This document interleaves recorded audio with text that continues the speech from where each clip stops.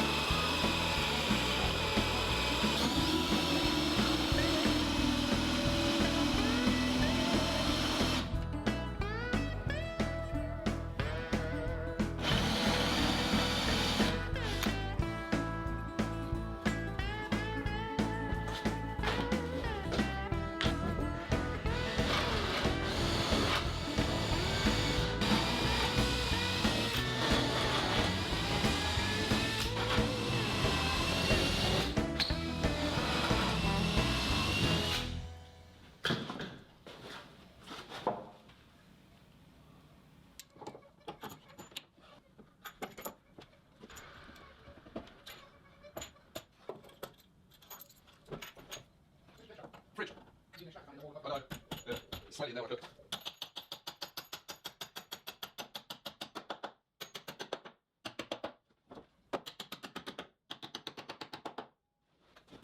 Right, so I've had my dad here with me today, giving a hand on getting the fashion piece dry fitted. So we've hung it up in place and drilled through for the bolts that are going to attach it to the hull. So now it's nice and tight and scribed in pretty well on the back. The next job is to just mark around the hull to the shape of where it's going to be. So just scribe it in from all the edges on all four sides of the fashion piece. So I can then take it down and just cut off the majority of the timber, still leaving a bit that I can then re-dry fit it, and then I can work around fairing it all in a lot truer to the hull.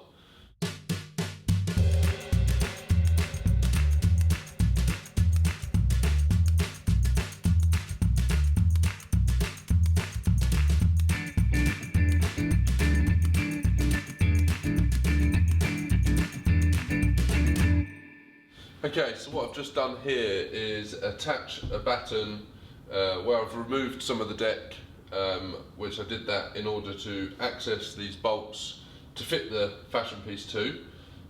So now to transfer the lines that I need to scribe in to fit tightly to the underside of where the deck will come to, so to give it the camber of the deck. I fitted this batten close to the back of the boat, as far back as I can. Which just allows me two supports to run a scribe stick with a pencil attached to it, so I can just transfer those lines all the way across the hull. So I've done that by fitting a batten on that's exactly the same thickness of the deck, and then taped a pencil on at the right depth to mark on to the fashion piece the exact height of the underside of the deck.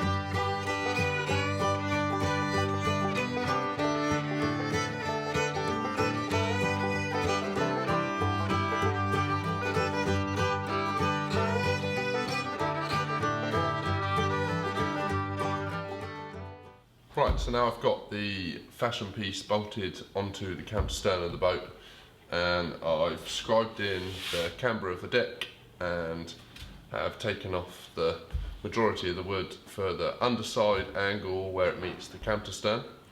So we've got a little bit more work to do next to fair it in closer to the lines, but as we're right in the middle of winter and in the barn, the moisture level and the temperature is pretty poor. So in here at the moment, if I get my phone thermometer out, we're currently sitting at 2 degrees inside the workshop. So in order to fit this fashion piece to the boat, I've got to fair it in nice and true to the lines, and then before it gets finally bolted on and epoxied in from the back, the whole piece of timber needs sealing. I'll just use an epoxy sealer. Before I can do any of that, I need to check the moisture content of this timber. I've got this little Humid Check Pro probe, which will give me a reading of the moisture content. So I've just got to set this to the correct setting for yellow pine, and then I can stick these probes in and it will just give me a reading of what percentage we're sitting at. So I'll just turn this on, and I know yellow pine is setting A, so yeah, that's on there. And just stick the probe into the wood. That's coming at 16.3, 14.9, that's 11% there, 13%, 11% there, 16, that was 13. So with this tool in the manual, with testing the timbers, generally it's set to be around 20 degrees Celsius. So there is a little formula if your temperatures are different to that when testing the timber, you can either add on or reduce by the certain amount needed. So because we're 2 degrees in here, that's 18 degrees lower than the recommended temperature to do it. So that means I'll be getting a drop in reading on this meter. So all I've got to do is add 0.5 degrees per every degree of difference in the 2 to 20 degrees. So it's given us a percentage of around 24% average. So before I can do any of this, I'll have to get this piece of timber dried out to try and get the moisture content down below 12%. Once I've got it close to the lines, obviously I'm going to leave a little bit extra, because in the time of drying it out we're going to see some shrinkage. Hopefully not too much, because it was a kiln dried piece of timber, but I've just got to allow for a little bit of movement in the drying process. So when it comes to finishing off, getting it sealed up, before I do that, I can then take it down to the lines and get it nice and true, and then there's no risks of any issues in the near future.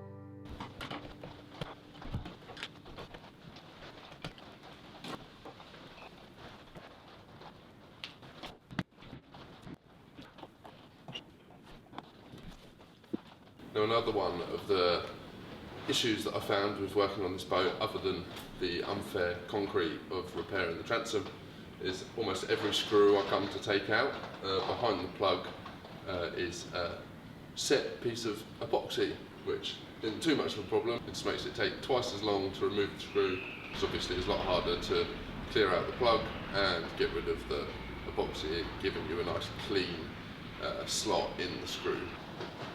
Get the rest of these out.